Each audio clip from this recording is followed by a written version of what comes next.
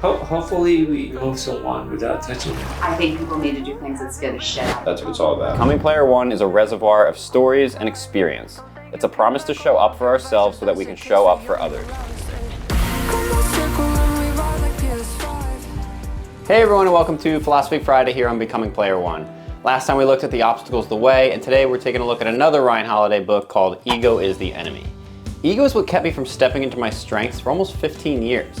It's the reason I've burnt bridges and the reason I've hurt people. In the past, ego has kept me from being the leader that the people around me deserves. It has at times kept me so close-minded that I've watched opportunities sail away because I was too proud or too stubborn.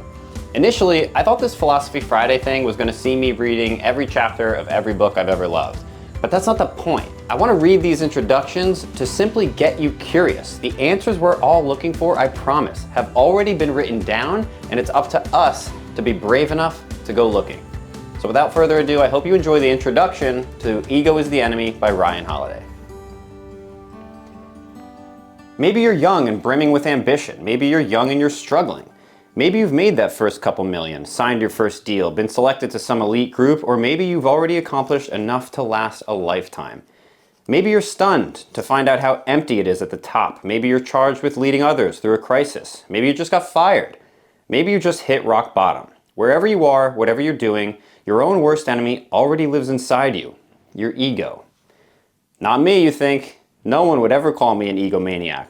Perhaps you've always thought of yourself as a pretty balanced person, but for people with ambitions, talents, drives, and potential to fulfill, ego comes with the territory. Precisely what makes us so promising as thinkers, doers, creatives, and entrepreneurs, what drives us to the top of those fields, makes us vulnerable to this darker side of the psyche. The ego we see most commonly goes by a more casual definition, an unhealthy belief in our own importance. Arrogance, self-centered ambition, that's the definition this book will use. It's that petulant child inside every person, the one that chooses getting his or her way over anything or anyone else. The need to be better than, more than, or recognized for, far past any reasonable utility. That's ego. It's the sense of superiority and certainty that exceeds the bounds of confidence and talent. It's when the notion of ourselves and the world grows so inflated that it begins to distort the reality that surrounds us. When, as the football coach Bill Walsh explained, self-confidence becomes arrogance, assertiveness becomes obstinacy, or stubbornness, I had to look that up, and self-assurance becomes reckless abandon. This is the ego, as the writer Cyril Connolly warned, that sucks us down like the law of gravity. In this way, ego is the enemy of what you want and of what you have, of mastering a craft, of real creative insight, of working well with others, of building loyalty and support, of longevity, of repeating and retaining your success. Most of us aren't egomaniacs, but ego is there at the root of almost every conceivable problem and obstacle, from why we can't win to why we need to win all the time, from why we don't have what we want to why having what we want doesn't seem to make us feel any better. It's all ego. We don't usually see it this way. We think something else is to blame for our problems, most often other people. We are, as the poet Lucretius put it a few thousand years ago, the proverbial sick man ignorant of the cause of his malady, especially for successful people who can't see what ego prevents them from doing because all they can see is what they've already done. With every ambition and goal we have, big or small, ego is there undermining us on the very journey we've put everything into pursuing. If ego is the voice that tells us we're better than we really are, we can say ego inhibits true success by preventing a direct and honest connection to the world around us. That one is huge. If ego is the voice that tells us we're better than we really are, we can say ego inhibits true success by preventing a direct and honest connection to the world around us. One of the early members of Alcoholics Anonymous defined ego as a conscious separation from. From what? Everything. The ways this separation manifests itself negatively are immense. We can't work with other people if we've put up walls. We can't improve the world if we don't understand it ourselves. We can't take or receive feedback if we are incapable of or uninterested in hearing from outside sources. We can't recognize opportunities or create them if instead of seeing what is in front of us, we live inside our own fantasy.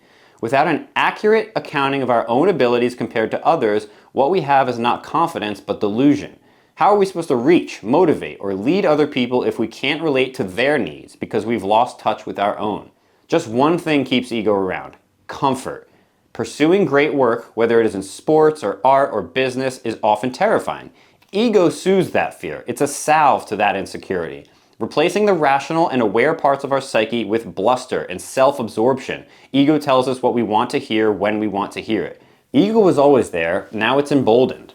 Now more than ever, our culture fans the flames of ego. It's never been easier to talk, to puff ourselves up. We can brag about our goals to millions of our fans and followers, things only rock stars and cult leaders used to have. We can follow and interact with our idols on Twitter, we can read books and sites and watch TED Talks, drink from a fire hose of inspiration and validation like never before. We can name ourselves CEO of our exists only on paper company. I've done that. We can announce big news on social media and let the congratulations roll in. I've also done that. We can publish articles about ourselves in outlets that used to be the sources of objective journalism. Some of us do this more than others, but it's only a matter of degree. Besides the changes in technology, we're told to believe in our uniqueness above all else. We're told to think big, live big, to be memorable, and dare greatly. We think that success requires a bold vision or some sweeping plan. After all, that's what the founders of this company or that championship team supposedly had. But did they? Did they really? We see risk-taking swagger in successful people in the media, and eager for our own success, try to reverse engineer the right attitude, the right pose. This is why in the introduction to Becoming Player One, I said that at 16, 17, I thought I was hot shit. Sure, ego has worked for some. Many of history's most famous men and women were notoriously egotistical, but so were many of its greatest failures. Far more of them, in fact. But here we are with a culture that urges us to roll the dice, to make the gamble ignoring the stakes. Wherever you are, ego is too. At any given time in life, people find themselves at one of three stages. We're aspiring to something, trying to make a dent in the universe. That's where I'm at. We have achieved success, perhaps a little, perhaps a lot. Or we have failed, recently or continually. That's also where I'm at. Most of us are in these stages in a fluid sense. We're aspiring until we succeed. We succeed until we fail or until we aspire to more. And after we fail, we can begin to aspire or succeed again. Ego is the enemy every step along this way. In a sense, ego is the enemy of building, of maintaining, and of recovering. When things come fast and easy, this might be fine, but in times of change, of difficulty, not so much.